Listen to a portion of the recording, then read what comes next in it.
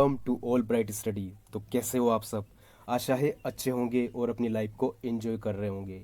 मैं आपका दोस्त दीपक और आज आपके लिए लाया हूँ geography chapter 3 water resources class 10th water resources. तो इस चैप्टर में हम नॉर्मली पढ़ेंगे कि हमारी अर्थ पर वाटर का अमाउंट कितना है, उसके बाद कितना पानी पीने लायक है, मतलब कितने जल को हम डायरेक्टली एक्सेस कर सकते हैं, कितने वाटर को हम डायरेक्टली ड्रिंक कर सकते हैं।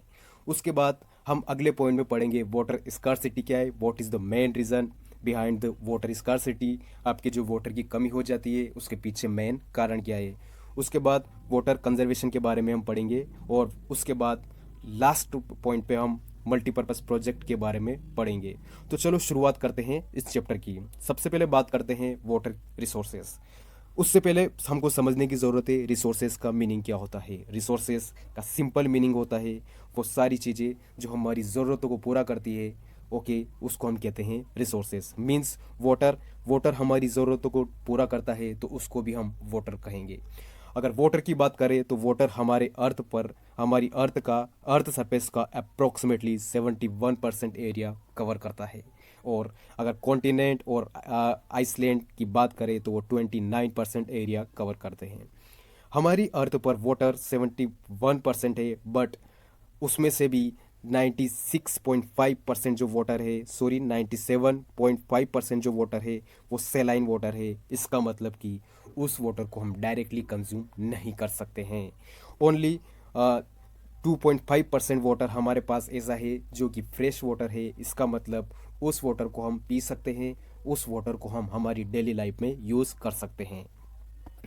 वाटर में अगर हम फ्रेश वाटर की बात करें तो फ्रेश वाटर में भी अप्रोक्सीमेटली 68.7% जो वाटर है हमारी ग्लेशियर वाटर है। ग्लेशियर वाटर का मीन मतलब होता है कि वो वाटर आपके माउंटेन्स की जो पीक रहती है, हाई एल्टीट्यूड माउंटेन, वहाँ पर वो बर्फ़ के रूप में जमा हुआ है।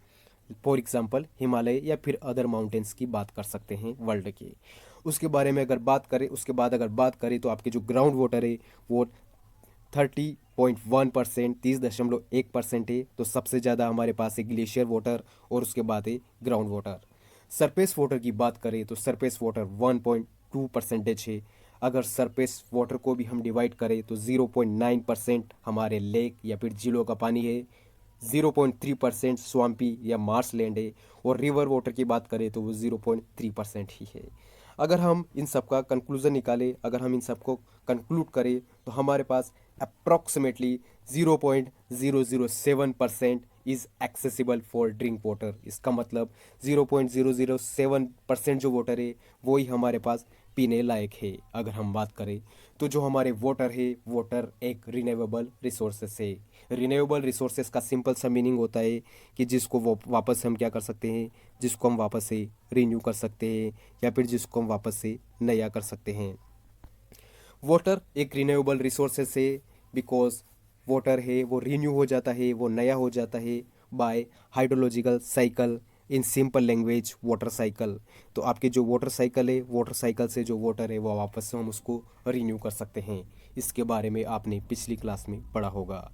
अगर बात करें हाइड्रोलॉजिकल साइकिल के बारे में तो हमारे सनलाइट रहती है, जब इंटेंस सनलाइट रहेगी तो उससे हमारे जो वाटर है वाटर वेपर्स के रूप में ऊपर हाइट पर चला जाएगा। एक पर्टिकुलर हाइट पर जाने के बाद जहाँ पर टेम्परेचर काफ़ी कम हो जाता है, वाटर के जो पार्टिकल्स रहते हैं वो पार्टिकल्स कंडेंस होने लगते हैं। मीन्स पार्टिकल वापस आपस पास में आने लगते हैं, कंप्रेस्ड होने लगते हैं। तो उससे वहाँ एक आइस जैसा फॉर्म होता है और वहाँ क्लाउड बन जाते हैं। फिर वाटर वहाँ से प्लेस चेंज करके दूसरी जगह प्रेसिपिटेशन के रूप में वापस नीचे आ जाता है, क्योंकि वहाँ टेम्परेचर में वापस से चेंज होता है। और इसलिए हमारे वाटर्स में 3 प्रोसेस सबसे इंपॉर्टेंट है। एवोपोरेशन मीन्स वाटर का वेपर्स के रूप में ऊपर जाना, कंडेंसेशन एक पर्टिकुलर हाइट पर जाने के बाद वाटर जो है वो क्लाउड में चेंज होना और उसके बाद प्रेसिपिटेशन मीन्स बारिश की जो आपके वाटर है वो आपके वापस से ग्राउंड लेवल पर गिरना। उसके बाद प्रेसिपिटेशन के बाद जो वाटर है वो बहकर वापस से नदियों में चला जाता है या फिर समुद्र में चला जाता है, और कुछ वाटर आपका फिल्टर हो जाता है जिसको इनफिल्ट्रेशन भी कहते हैं, और वो ग्राउंड वाटर के रूप में वापस से आपके वाटर बॉडी में मिल जाता है। हमारे अर्थ की बात करें तो अर्थ पर लगभग हम ऑलरेडी पढ़ चुके हैं कि 3 और 4 3/4 area covered with the water, तो आपके 3/4 area cover by the water approximately 71% और more than 71%। But despite that अगर हम देखें तो अभी भी हमारी वर्ल्ड में अप्रॉक्सीमेटली 2 बिलियन पीपल्स जो है 2 बिलियन पीपल्स अभी वाटर स्कार्सिटी को फेस कर रहे हैं। तो हमको सबसे पहले जानना पड़ेगा what is meaning of scarcity. Scarcity का सिंपल सा मीनिंग होता है कमी या फिर lake of water. Okay, lake of water. तो वाटर स्कार्सिटी हमारे कहीं वर्ल्ड के कहीं अलग अलग पार्ट्स में वाटर स्कार्सिटी को आजकल फेस किया जा रहा है। जैसे कि आपके यहाँ इसराइल की बात की है, और इसराइल में एक आपको सिनारियो दे रखा है जहाँ पर वाटर की काफ़ी सारी समस्या होती है, और एक बहुत अच्छा एग्जांपल दे रहा है जहाँ लोगों को पानी के लिए बहुत सारी प्रॉब्लम फेस करनी पड़ती है। आप इस पिक्चर में देख सकते हैं काफ़ी सारी महिलाएं एक वाटर के लिए बड़ी लाइन बड़ी कतार लगा लगा रखी है, क्योंकि यह हमको बताता है कि हमारे वर्ल्ड में वाटर स्कार्सिटी कितनी है। उसके बाद आप एक यहाँ कश्मीर वाला इलाका देख सकते हो जहाँ पर अर्थक्वेक काफ़ी ज़्यादा आते हैं, और जिससे जो विलेज हैं उनको काफ़ी सारी प्रॉब्लम्स फेस करनी पड़ती हैं। तो ये भी एक वाटर स्कार्सिटी का एग्जाम्पल है। What is water scarcity? Water scarcity is a shortage of sufficient clean water to meet regional demand resulting from the imbalance between the supply and demand। तो जो आपके वाटर है, वाटर के बीच में supply और demand के बीच में जो इम्बेलेंस आ जाता है, जिससे वाटर की कमी हो जाती है, उसको हम वाटर स्कार्सिटी कहते हैं। या फिर आपके क्लीन वाटर की कमी हो जाती है, उसको वाटर स्कार्सिटी कहते हैं। It is caused by population growth. Water scarcity का सबसे बड़ा रीज़न है पॉपुलेशन ग्रोथ, क्योंकि जनसंख्या ज़्यादा बढ़ने लगी तो वाटर की डिमांड भी काफ़ी बढ़ेगी, और वाटर की जब जनसंख्या बढ़ेगी तो डिमांड बढ़ेगी, जबकि वाटर तो आपके सेम अमाउंट में है, तो इससे वाटर स्कार्सिटी आएगी। एक्सेसिव कंजप्शन, वाटर का बहुत ज़्यादा कंजप्शन, कंज्यूम करने के लिए हद से ज़्यादा अगर हम वाटर को कंज्यूम करेंगे तो उससे भी वाटर स्कार्सिटी की प्रॉब्लम आएगी। अर्बनाइजेशन जहाँ पर ग्राउंड वाटर काफ़ी डीप हो चुका है, ग्राउंड वाटर काफ़ी नीचे जा चुका है, वाटर स्कार्सिटी है। आप यहाँ पर एक बहुत ब्यूटीफुल एक इमेज लगा रखी है, आप इस इमेज से समझ सकते हो वाटर स्कार्सिटी के बारे में। तो आप देख सकते हो कि water scarcity desert area of Rajasthan, जहाँ पर एक वुमन से जो कि कहीं किलोमीटर दूर जाकर एक ड्रिंकिंग वाटर पीने लायक पानी लाती है, ये भी एक वाटर स्कार्सिटी का बेस्ट एग्जांपल है। उसके बाद ओवर एक्सप्लॉयटेशन ऑफ वाटर, हमारे वर्ल्ड में इंडस्ट्री काफ़ी ज़्यादा हो गई है, और इंडस्ट्री हमारे पॉपुलेशन की डिमांड्स को कंप्लीट करने के लिए बनाई गई है, जहाँ पर वाटर का बहुत ज़्यादा एक्सप्लॉइट किया जाता है, और उस वाटर में कहीं केमिकल्स और हैजार्डियस मटेरियल मिलाए जाते हैं, जिससे वो वाटर पीने लायक नहीं रहता है। ये भी एक रीज़न है वाटर स्कार्सिटी का। Due to large growing population, ज़्यादा पॉपुलेशन मीन्स वाटर की डिमांड बहुत ज़्यादा हो जाती है, और वाटर की डिमांड बहुत ज़्यादा हो जाएगी, इसका मतलब कि सप्लाई तो ऑलरेडी कम ही है, तो वहाँ भी आपके वाटर स्कार्सिटी फेस करनी पड़ेगी। अगर वाटर को देखें तो वाटर हमारी डेली लाइफ में ड्रिंकिंग, कुकिंग, सैनिटेशन और डेली यूज़ के लिए हम यूज़ करते हैं। Over irrigation for the food productivity, जो आपके वाटर है, वाटर का हम ओवर इरिगेशन बहुत ज़्यादा हो रहा है। तो ओवर इरिगेशन का सिंपल सा मीनिंग होता है कि जितनी वाटर की रिक्वायरमेंट आपके क्रॉप्स को नहीं है, आप उससे ज़्यादा उनको वाटर सप्लाई कर रहे हो, जिससे कि आपके ड्रिंकिंग वाटर का भी एक प्रॉब्लम होगा, और जिससे आपके जो ग्राउंड लेवल का जो वाटर है वो भी कम हो जाएगा। Falling ground level due to the wells and tubewells, हमारे जो सिटीज़ है आजकल, जो शहर जो सिटी, वहाँ पर लोगों ने खुद के अलग अलग ट्यूबवेल्स और कुएं बना दिए हैं, वो खोद दिए हैं, जिससे वाटर स्कार्सिटी या फिर जो ग्राउंड लेवल वाटर है वो काफ़ी कम हो रहा है, वो भी वाटर स्कार्सिटी का रीज़न है। तो आप यहाँ देख सकते हो what is the main reason of water scarcity. Growing population, जनसंख्या बढ़ेगी तो वाटर की डिमांड ज़्यादा होगी। Agriculture, over extraction of the water for the irrigation crops, तो कमर्शियल क्रॉप्स के लिए आपके वाटर का उपयोग बहुत ज़्यादा होता है। इंडस्ट्री एंड अर्बनाइजेशन के लिए भी वाटर का यूज़ बहुत ज़्यादा हो रहा है, जिससे वाटर स्कार्सिटी हो रही है। वाटर पोल्यूशन, जो आपके वाटर है उसमें इंडस्ट्रियल और डोमेस्टिक वेस्ट काफ़ी मिलाया जाता है, जिसमें बहुत ज़्यादा केमिकल मिले हुए हैं, वो भी वाटर स्कार्सिटी का मेन रीज़न है। Unequal access, water is often distributed unevenly across different region of the social group, इसका मतलब है कि कहीं बहुत सारे ग्रुप्स ऐसे हैं जिनको वाटर की रिक्वायरमेंट बहुत ज़्यादा है, बट उनको वाटर सही पर टाइम पर नहीं मिल पाता है, जबकि किसी को वाटर बहुत ज़्यादा अमाउंट में वो वाटर को एक्सप्लॉइट कर रहे हैं। Poor management of the waste, insufficient use of leaky infrastructure, failure of adopt rain water harvesting. आपके rain water harvesting plus modern technology भी बहुत कम है, जिससे वाटर स्कार्सिटी देखने को मिलती है।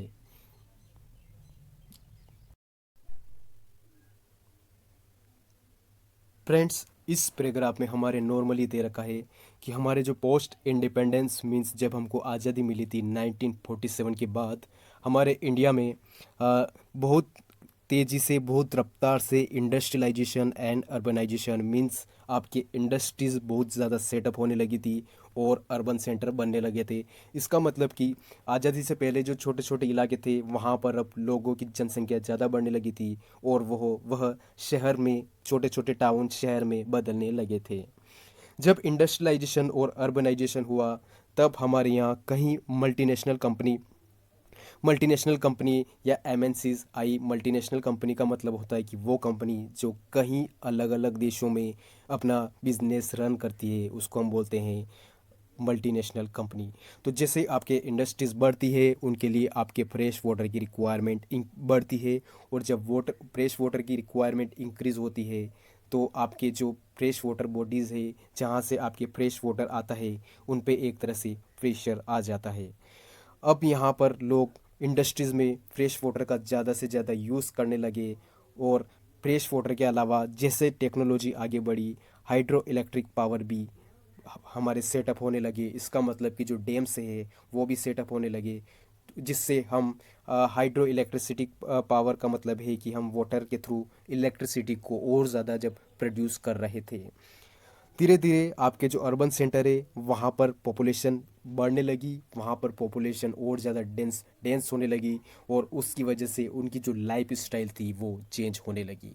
जब ये सारी प्रॉब्लम्स होने लगी, तो डायरेक्ट लोग वहाँ पर वाटर की रिक्वायरमेंट और ज़्यादा, वाटर की डिमांड और ज़्यादा बढ़ने लगी, और वहाँ लोगों ने जो पंपिंग डिवाइस है, इसका मतलब कि ट्यूबवेल और वेल, आपके उन्होंने खुद के जो घर थे, लोगों के खुद के जो इंडिविजुअल हाउस होल्ड थे, वहाँ पर ट्यूबवेल और वेल्स उन्होंने बनाना शुरू कर दिए, जिससे जो ग्राउंड वाटर है वो और ज़्यादा कम हो गया, और जिससे वाटर एक्सप्लॉयटेशन बहुत ज़्यादा बढ़ने लगा। तो इस पैराग्राफ में नॉर्मली पोस्ट इंडिपेंडेंस के बाद अर्बनाइजेशन से और इंडस्ट्रियलाइजेशन से वाटर पर क्या क्या प्रॉब्लम क्रिएट हुई उसके बारे में बता रखा है। अब अगर हम बात करें, तो पहले हमने वोटर स्कार्सिटी और वोटर स्कार्सिटीज किस वजह से होती है, what is main reason behind the voter scarcity, वो हम पहले पढ़ चुके थे। अब हम बात करेंगे वाटर कंजर्वेशन, या फिर वाटर, पानी की जल संरक्षण, या फिर अगर और, या फिर उसको और सिंपल लैंग्वेज में कहे तो हमको पानी को कैसे बचाना है उसके बारे में। Save water today secure tomorrow. सबसे पहले बात करते हैं वाटर हार्वेस्ट, वाटर को बचाने के लिए सबसे पहले प्रोसेस जो है वो है रेन वाटर हार्वेस्टिंग।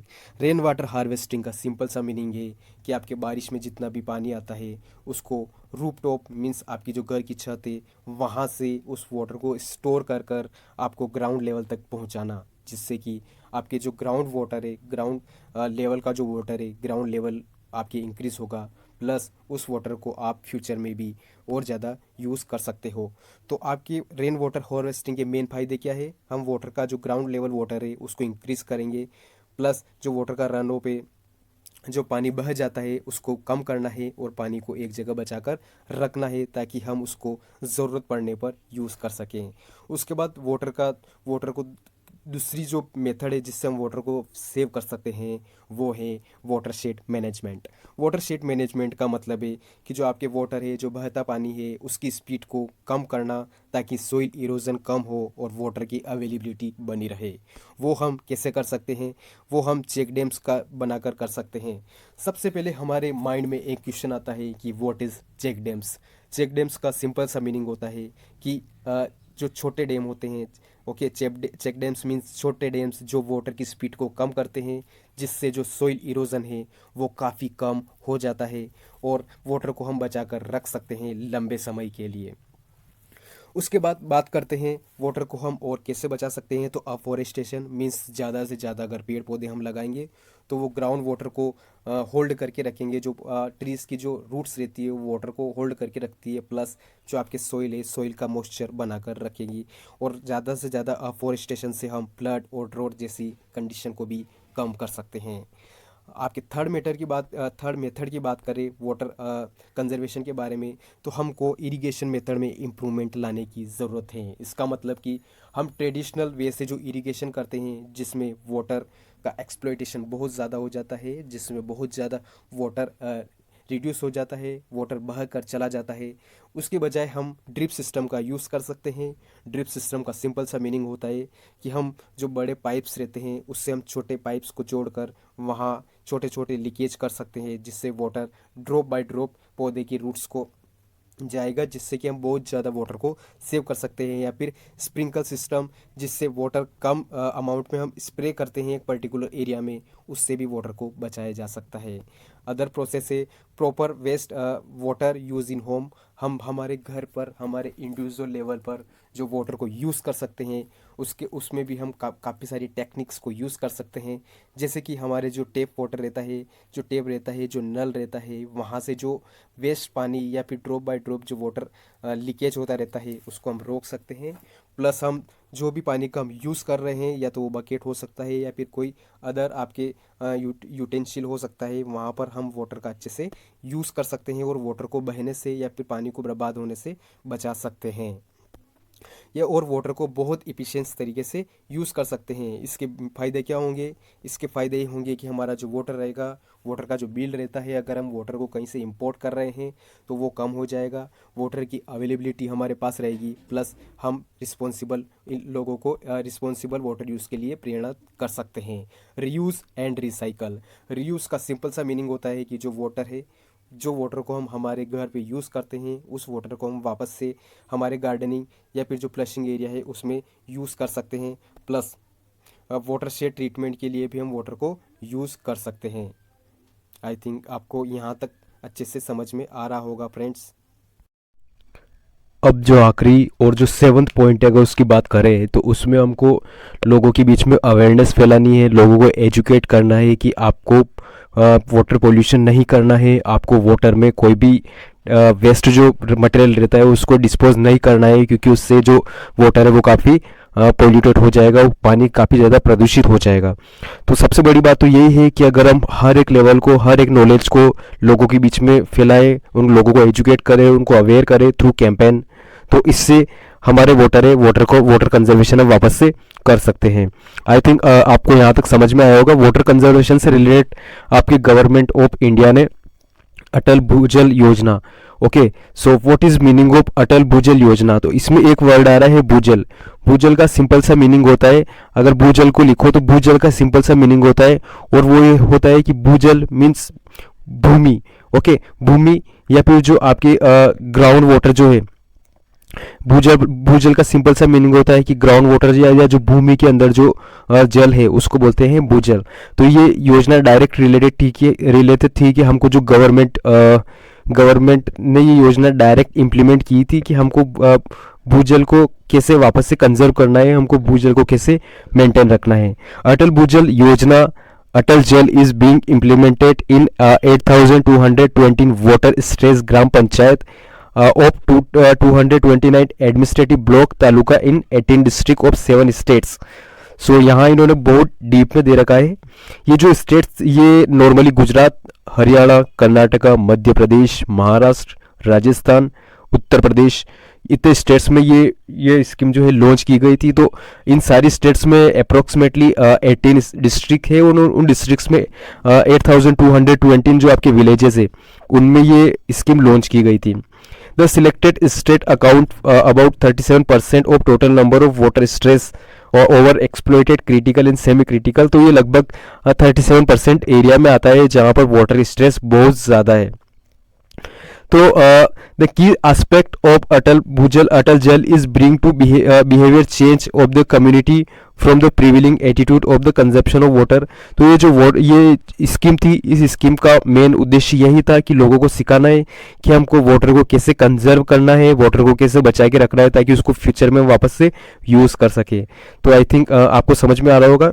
अटल भूजल योजना को आप अच्छे से ये यहाँ पर एक बहुत अच्छा सा हमने इमेज डाल रखी है, उससे भी आप समझ सकते हैं। Sustainable ground water management for water future. तो आपके जो ये स्कीम है 2019 में इम्प्लीमेंट हुई थी by the ministry of Jal Shakti, department of water resources. What is the main goal of Atal Bhujal scheme? To improve ground water management of India in a sustainable way through community participation. कि हमको जो community है उसका participation भी रखना है और उस जल को बचाकर रखना है ताकि फ्यूचर में उसको बचाकर रख पाए और फ्यूचर में उसको सेव कर पाए। Okay, so formation of water uses ground, participatory planning of community, implementation of water conservation measure, monitoring ground water level and water use. तो आई थिंक आपको इसके लिए इतना नॉलेज सफिशिएंट है, और अगर आप और ज़्यादा पढ़ना चाहें तो इस वीडियो को पॉज करके और अच्छे से इसको रीड कर सकते हैं। ओके, तो उसके बाद गवर्नमेंट ने एक और स्कीम जिसको हम बोलते हैं जल जीवन मिशन, जो आपकी स्कीम है वो भी गवर्नमेंट ने इम्प्लीमेंट की थी।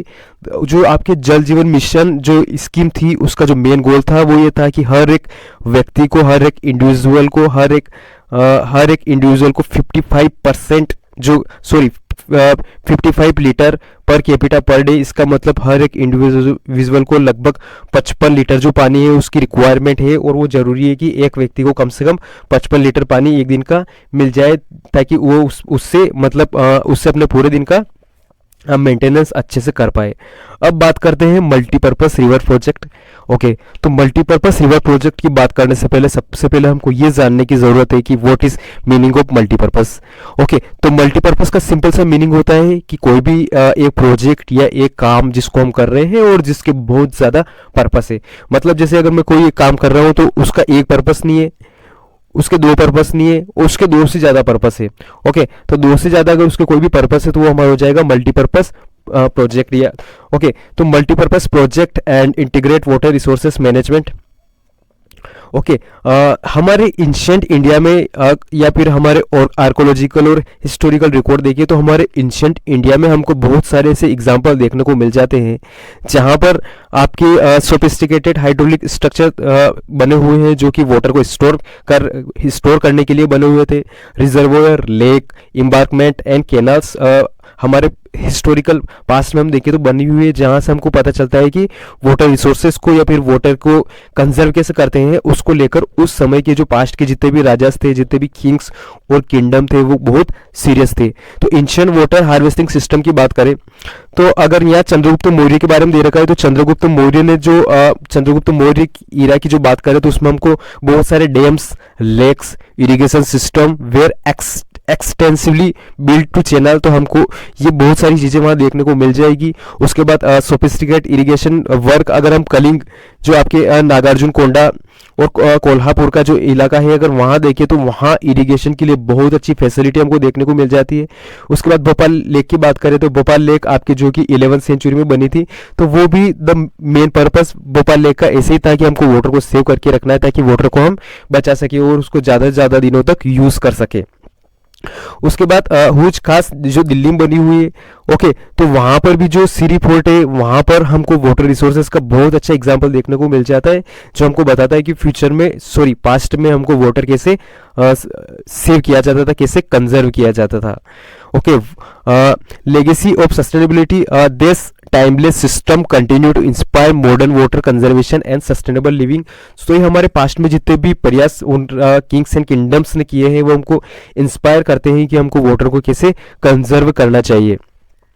यहाँ तक आई थिंक आपको समझ में आ गया होगा। अब हम बात करते हैं डैम्स के बारे में कि डैम्स क्या होते हैं। तो डैम्स का सिंपल सा मीनिंग होता है कि अगर हम कहीं पर वाटर रिजर्व करके रखते हैं, कोई वाटर का कोई रिजर्वेयर बनाते हैं वाटर को बचाने के लिए, तो उसको कहते हैं dams. Okay, so dams is a barrier across the flowing obstruct direct are retire the flow. तो जो आपके डैम्स का मतलब होता है कि आपके कहीं भी वाटर फ्लो हो रहा है, वाटर काफ़ी स्पीड से फ्लो हो रहा है, तो उसके फ्लो को कम करना या फिर उसके फ्लो को रोक देना, तो उसी बीच में जो बैरियर बना दिया जाता है उसको क्या कहते हैं, उसको डैम्स कहते हैं।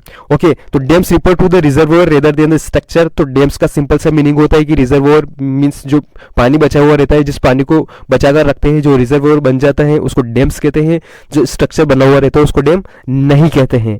Most dam have section called spillway or weir over which through which water flow. तो यहाँ पर आपके स्पिलवे जो बनी हुई है जहाँ से वाटर फ्लो होता है, उसके बाद इस इमेज में आप एक वाटर वॉल के डैम वॉल के बारे में देख सकते हैं, जो कि आपके एक बैरियर का काम कर रही है और वाटर को रोकने का काम कर रही है। और नीचे आउटफ्लो, क्योंकि वाटर बहुत स्पीड से ऊपर से आ रहा है, तो आउटफ्लो की यहीं पर आपके टरबाइन लगा दिए जाते हैं, जो टरबाइन घूमता है और फिर जनरेटर से वहां पर इलेक्ट्रिसिटी फॉर्म होती है। तो आई थिंक आपको यहाँ तक समझ में आ गया होगा।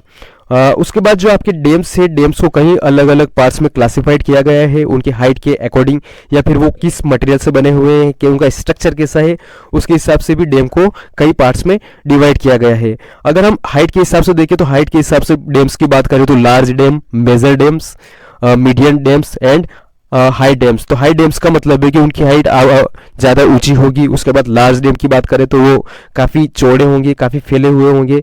ओके, उसके बाद इस डायग्राम में आप देख सकते हो टिम्बर डैम। टिम्बर डैम का सिंपल सा मीनिंग होता है कि जो डैम आपके टिम्बर से बना हुआ है, जो डैम आपकी लकड़ी से बना हुआ है, उसको टिम्बर डैम कहेंगे।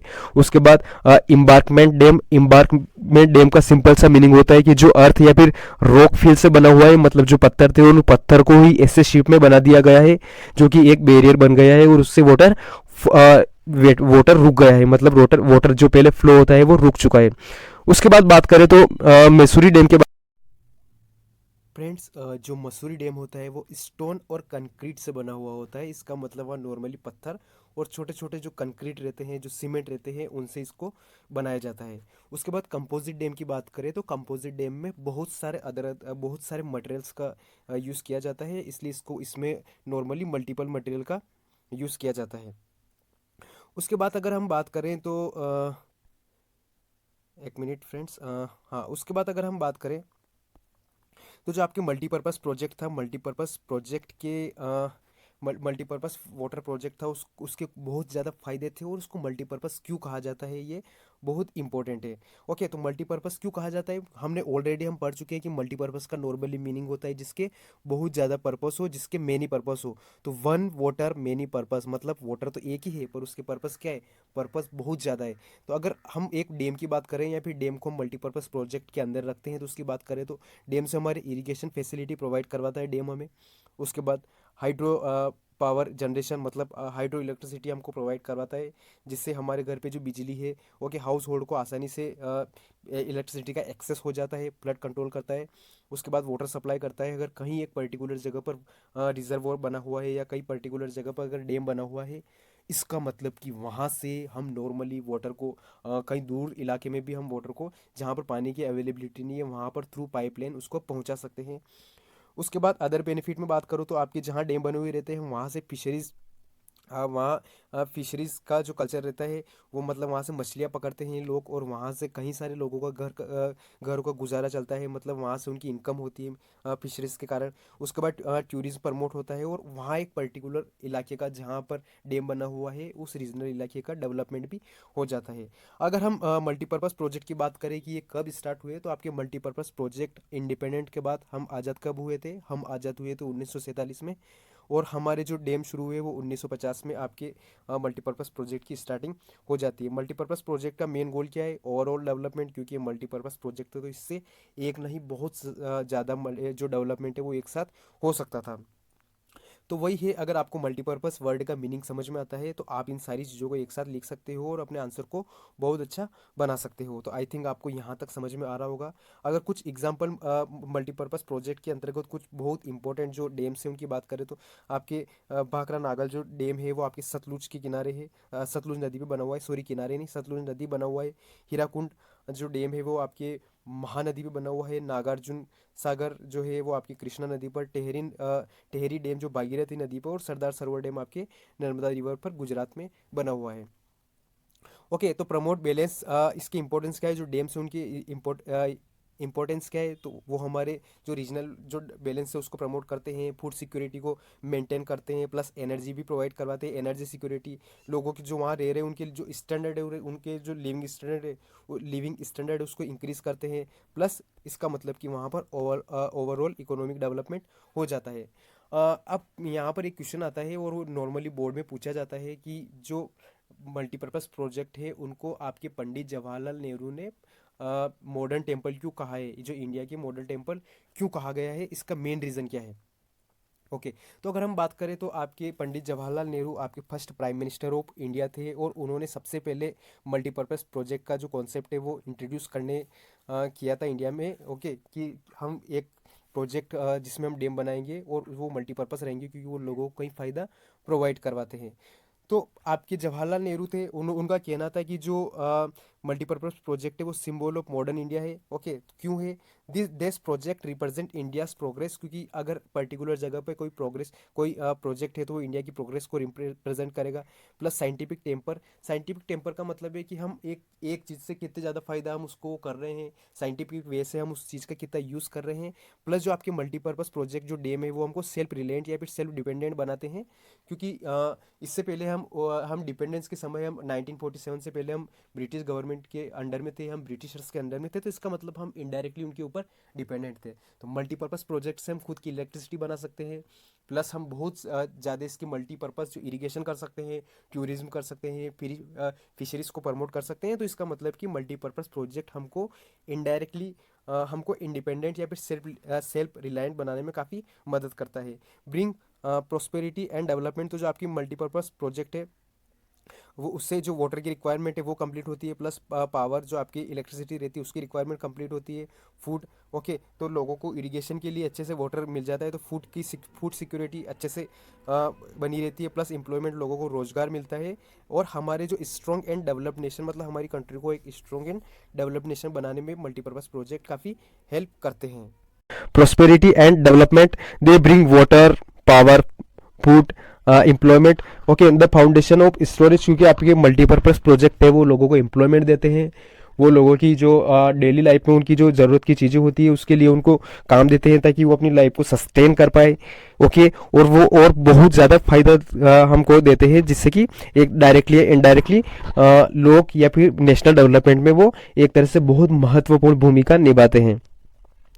ओके, उसके बाद जो इसके बहुत ज़्यादा पर्पस होते हैं, जो आपके डैम्स रहते हैं वो मिलियंस ऑफ पीपल्स को फ़ायदा पहुंचाते हैं, और हमारी बिल्ड अ स्ट्रॉन्ग नेशन, और जो डैम है वो हमको सेल्फ डिपेंडेंट बनाएंगे, सेल्फ रिलायंट बनाए, तो उससे हम एक तरह से स्ट्रॉन्ग नेशन बनेंगे, और उस एनर्जी को हम जो डैम से जो एनर्जी प्रोड्यूस होती है हम उसको इन फ्यूचर दूसरे कंट्रीज़ को भी एक्सपोर्ट कर सकते हैं। According to Jawaharlal Nehru, Temple of India, what great structure we are building today. In hundreds of places, new temples are arising. Temples not of stone and mortar, but modern India, with the creative labors of our engineers and workers, with the skill of our technician and devotion of the people। तो कहने का मतलब है कि उन्होंने जो coat कहा उसमें उन्होंने लेबर्स की बात भी कही, इंजीनियर्स की बात भी कही, वर्कर्स की बात भी कही, प्लस जो स्किल वर्कर्स थे और जो टेक्नीशियन थे, मतलब जो अलग अलग इसमें टूल्स लगे हैं उनकी बात भी कही, इसलिए उन्होंने इसको कहा है टेम्पल्स। ओके, तो आई थिंक आपको यहाँ तक बात समझ में आई होगी। यहाँ पर एक आपके नर्मदा नदी किनारे जो सरदार सरोवर डैम बना हुआ है उसकी बात कही गई है। Sardar Sarovar dam has been build over the Narmada river, तो जो आपके सरदार सरोवर डैम है वो नर्मदा रिवर के ऊपर बना हुआ है गुजरात में। Okay, this is one of the largest water resources project of India covering 4 state. तो आपके जो सरदार सरोवर डैम है वो लगभग 4 स्टेट को कंप्लीट करता है। 4 स्टेट के एक तरह से कह सकते हैं बॉर्डर पे बना हुआ है, या फिर बॉर्डर पे वहां 4 स्टेट्स को ये फायदा पहुंचाता है, जैसे कि महाराष्ट्र हो गया, Madhya Pradesh, Gujarat, Rajasthan. Sardar Sarovar project would meet the requirement of water in drought prone and desert area.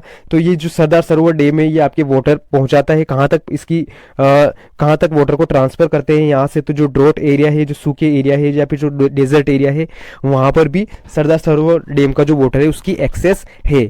Sardar Sarovar project will provide irrigation facility to 18.45 lakhs, तो अप्रोक्सीमेटली 18.45 जो लाख हेक्टेयर जो लैंड है वहाँ तक ये इरिगेशन फैसिलिटी प्रोवाइड कराता है।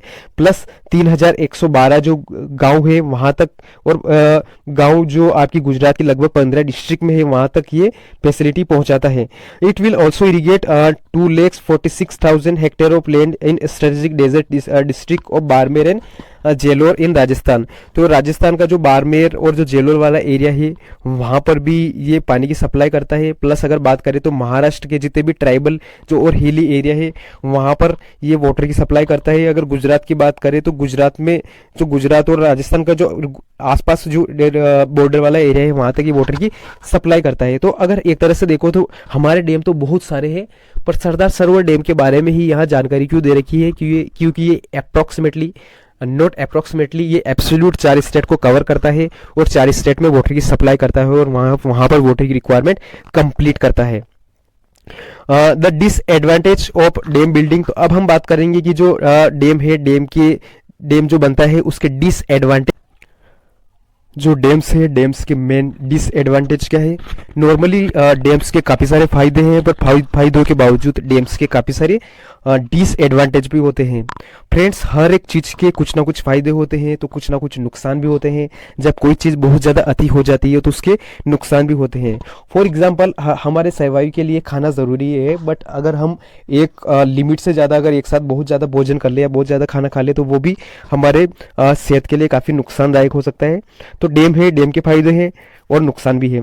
डैम का अगर नुकसान की बात करें तो डैम का पहला डिसएडवांटेज यह है कि अगर पर्टिकुलर एरिया में जहाँ पर विलेज थे और जहाँ पर लोग बसे हुए थे, अगर वहाँ पर डैम बनता है तो उन लोगों को वहाँ से रिप्लेस होकर अदर प्लेस पे जाना पड़ता है।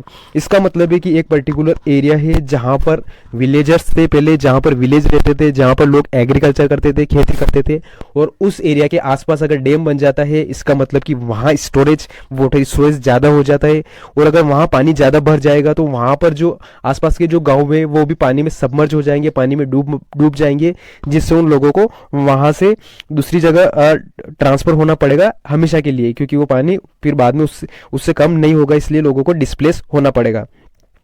जो आपके डैम है, डैम्स में अगर बात करें तो extensive soil erosion and sedimentation flood plains deprived in silts natural fertilizer leading to the poor soil fertility and land degradation. तो जो आपके सोइल है, अगर जो डैम्स है, डैम्स पर्टिकुलर एरिया पे बनता है और डैम्स के आसपास जहाँ से वाटर फ्लो होता है वहाँ पर कुछ मात्रा में सोइल इरोजन भी ज़्यादा होता है। ओके, और सोइल इरोजन होगा इसका मतलब कि वहाँ की जो लैंड की फर्टिलिटी है वो भी डिक्रीज होगी। फ्रेंड्स, इसका तीसरा नुकसान यह है कि किसी एक पर्टिकुलर एरिया पे अगर डैम बनता है और अगर वहाँ पर बहुत ज़्यादा मात्रा में वाटर को स्टोर किया जाता है, इसका मतलब कि जो आपकी अर्थ के नीचे की जो प्लेट्स होती हैं उन प्लेट्स पे वजन बढ़ता है, उन प्लेट्स पे वेट बढ़ता है, और उन प्लेट्स पे वेट बढ़ता है इसके कारण जो प्लेट्स है वो ट्रिगर होती है, उन प्लेट्स में कुछ मूवमेंट होता है और जिससे कि वहाँ पर अर्थक्वेक भी आ सकती है। इसको हम कैसे समझ सकते हैं? इसको हम ऐसे समझ सकते हैं कि फॉर एग्जाम्पल ये आपके 2 प्लेट्स है और यहाँ पर एक बहुत ज़्यादा एरिया में आपके यहाँ पर डैम बना हुआ है, और उस डैम में बहुत ज़्यादा वाटर स्टोर किया है। तो ये जो प्लेट्स है ये इसकी प्लेट से थोड़ी अगर नीचे चली जाती है, या इस प्लेट्स में जो अर्थ सरफेस पे जो प्लेटें बनी हुई अगर उस प्लेट में थोड़ा बहुत भी चेंज होगा, उस प्लेट में अगर थोड़ा बहुत भी चेंज होगा तो उससे अर्थक्वेक आने के चांसेस बहुत ज़्यादा रहते हैं। तो ये नॉर्मली देखा जाता है, जहाँ पर डैम बने रहते हैं वहाँ पर ये प्रॉब्लम नॉर्मली क्रिएट होती है। उसके बाद जो आपके डैम है, डैम में वाटर जो रहता है वो स्टैग्नेंट रहता है। इसका मतलब कि अगर कहीं पर एक डैम बनाया जाता है और वहाँ पर पानी को भारी मात्रा में एक जगह ही रखा जाता है, इसका मतलब कि अब वो वाटर फ्लो नहीं हो रहा है। इसका मतलब क्या? वो वाटर फ्लो नहीं हो रहा है, इसका मतलब कि वो वाटर एक ही प्लेस पर स्थिर है, उस वाटर में कोई भी फ्लो मूवमेंट नहीं है। इसका मतलब कि उस वाटर में बहुत ज़्यादा बैक्टीरिया क्रिएट हो जाएंगे, और वहाँ पर बैक्टीरिया हो जाएंगे तो इससे जो वाटर है उस वाटर में बहुत ज़्यादा बीमारी, वो वाटर थोड़ा डिजीज अफेक्टेड हो जाएगा, और उससे उस वाटर को कंज्यूम करने से लोगों में काफ़ी सारी प्रॉब्लम भी हो सकती है। ओके, तो यहाँ तक हमने वाटर की क्या क्या मेन नुकसान है। तो पहला है लोग वहाँ से डिस्प्लेस हो जाएंगे क्योंकि वाटर ज़्यादा उनके गांवों को डुबा देगा। दूसरा है वहाँ पर अर्थक्वेक आ जाएगी। तीसरा है सोइल इरोजन ज़्यादा होगा और सेडिमेंटेशन भी ये होगा, जिससे कि आपकी लैंड डिग्रेड हो जाएगी और बहुत ज़्यादा बीमारियाँ होने के चांसेस भी बहुत ज़्यादा रहता है। Okay, excessive water use, air pollution, dams promote over use of water for irrigation. तो जो आपके जो अगर किसी एक पर्टिकुलर जगह पर अगर वाटर बहुत ज़्यादा मात्रा में स्टोर किया हुआ है, इसका मतलब कि आसपास के जो भी फार्मर्स है वो बहुत भारी मात्रा में इरिगेशन करेंगे और ओवर इरिगेशन करेंगे, जिससे कि जो सोइल की फर्टिलिटी है वो डिक्रीज हो जाएगी और जिससे कि वाटर स्कार्सिटी भी की प्रॉब्लम भी हो जाएगी, प्लस वहाँ पर सोइल इरिगेशन भी सोइल इरोजन भी होने के बहुत ज़्यादा चांसेस है। Farmers are compelled to shift the water intensive crops affecting local ecosystem.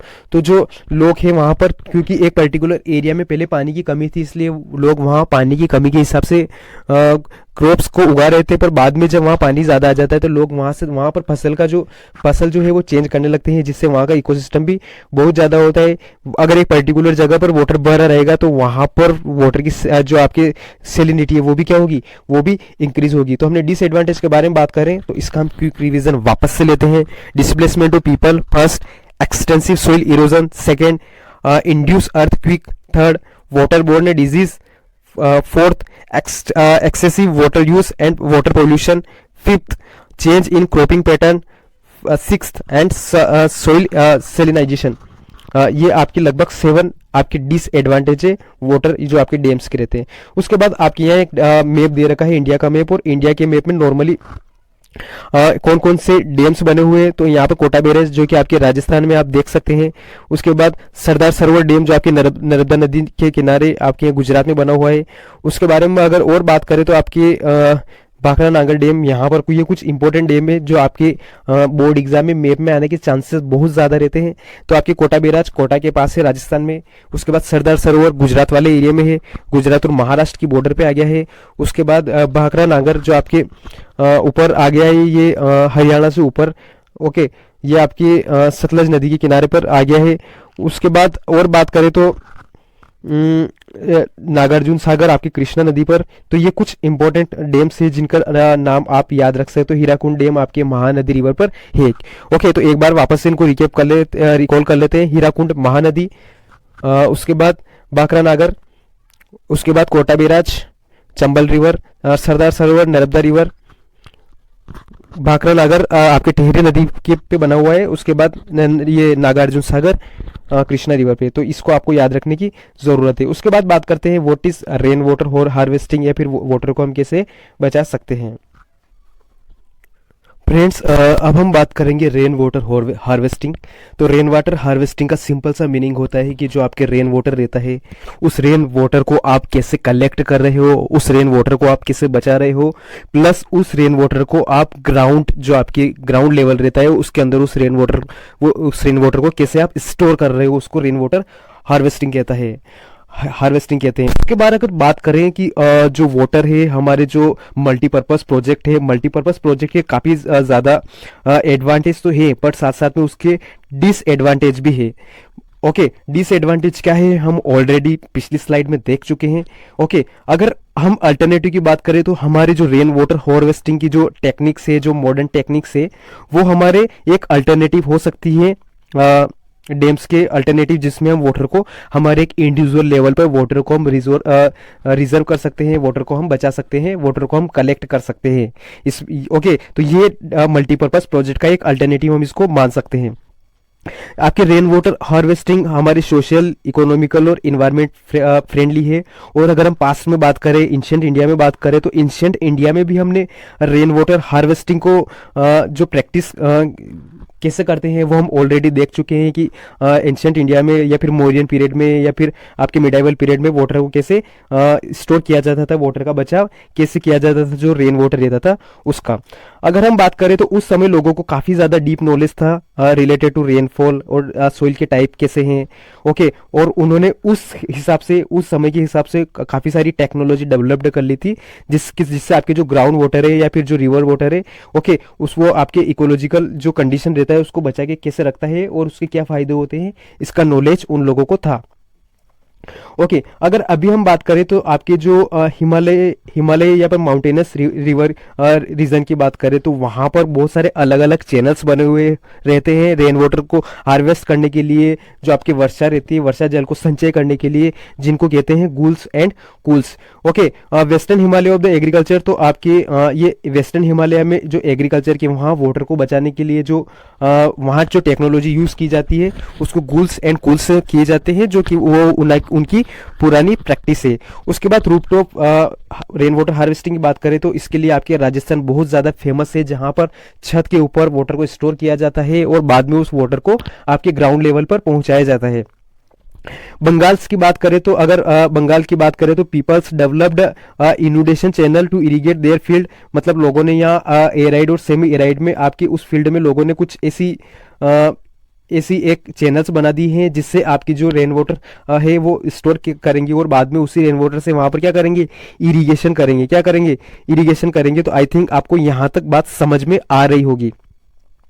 उसके बारे में और अगर ज्यादा बात करें तो rain fed storage structure that allowed the water to stand and moisture soil like khadins Jaisalmer and johads. तो आपके जैसलमेर में खादीन्स और जोहान करके स्ट्रक्चर बनाए जाते हैं, वो भी रेन वाटर हार्वेस्टिंग के लिए ही है। तो सबसे पहले हमने पढ़ा जो गूल्स और कूल्स होते हैं, अब हम उसको डायग्राम की मदद से पढ़ लेते हैं। तो आपकी ये इसमें आप देख सकते हो कि एक माउंटेनस एरिया में जहाँ पर आपके माउंटेन्स के एल्टीट्यूड से ऊपर से आपके एक पर्टिकुलर हाइट से आपके वाटर बह के आ रहा है और उस वाटर के लिए एक चैनल्स बना दिए गए हैं हम इन्होंने, ताकि वाटर स्प्रेड नहीं हो और एक पर्टिकुलर डायरेक्शन में एक पर्टिकुलर रास्ते में जा सके और वाटर को क्या कर सके, स्ट्रक्चर कर सके, उस वाटर का एक प्रॉपर स्ट्रक्चर कर सके, उस वाटर को स्टोरेज कर सके ताकि वो फर्दर एग्रीकल्चर के जो इरिगेशन में फायदा करे। तो ये गूल्स और कूल्स का। उसके बाद रूफटॉप रेन वाटर हार्वेस्टिंग, तो यहाँ पर आपकी छत के ऊपर वाटर को कलेक्ट किया जाता है, प्लस उस वाटर को या तो ग्राउंड में टैंक बनाया जाता है वहां पर स्टोर किया जाता है, या फिर कोई भी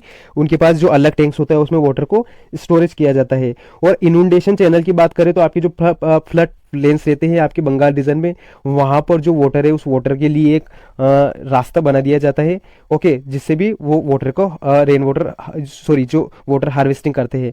उसके बाद खदान एंड जोहान्स, इसका सिंपल सा मीनिंग होता है कि खादिन्स का मतलब होता है कि ये एक राजस्थान की जो रेगिस्तान वाला एरिया है, यहाँ वहाँ पर उस रेगिस्तान वाले एरिया में बहुत ज़्यादा गहरा गड्ढा कर दिया जाता है और वहाँ पर ऐसी रो बना दी जाती है जो आसपास का जो भी वाटर रहता है वो वहाँ पर आकर इकट्ठा होता है। ये हमको जैसलमेर और राजस्थान वाले एरिया में देखने को मिल जाएंगे। ओके, तो आई थिंक आपको यहाँ तक बात समझ में आ गई होगी। उसके बाद विजडम ऑफ एराइड लैंड, तो आपके राजस्थान का आपका यहाँ एक बहुत टैंक्स के बारे में बात कर रखी है कि जो टैंक्स है वो कितने लंबे होते हैं। तो अगर एक टैंक्स होता है जिसको नाम दिया जिसको कहते हैं फेलोदी, तो फेलोदी तो ये लगभग 6.1 मीटर गहरा होता है।